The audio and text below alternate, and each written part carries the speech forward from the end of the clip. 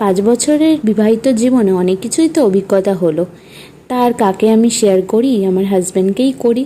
তো হাজব্যান্ডকে যখনই আমি শেয়ার করি মনটা খুব খারাপ করে, আর তখনই সে বলে আমাকে, চলো একটু ঘুরেই না আসি, তাহলে তোমার মনটাও ভালো হবে আর মাইন্ডটাও ফ্রেশ হবে।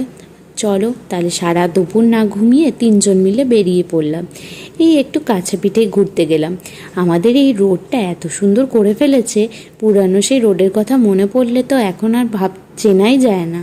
এখন মাসির বাড়ির রাস্তা কোন দিকে সেটাও ভুলে গেছি। তো যাই হোক, এই দিকটা গোপুর স্কুল পড়ে, সামনের দিকে যেতে গেলেই তো এই রাস্তাটা পেরিয়ে আমরা চলে এলাম কল্যাণী আইটিআই মোড়ে। আইটিআই মোড়ে অনেকটাই কিন্তু প্যান্ডেল প্রায় শেষের দিকে। তো এইদিকে কিন্তু একটা দাদু দিদা দেখলাম ভ্যানে করে নিয়ে বসেছে ভুট্টা। তো ভুট্টাটা খাওয়ার পর চলে এলাম একটু চিকেন শিক কাবাব খেতে। এটাও ভীষণ টেস্টি করেছিল ভাইটা। তো কল্যাণীতে এই সমস্ত টুকটাক খাওয়া দাওয়া করে এবার বেরিয়ে পড়লাম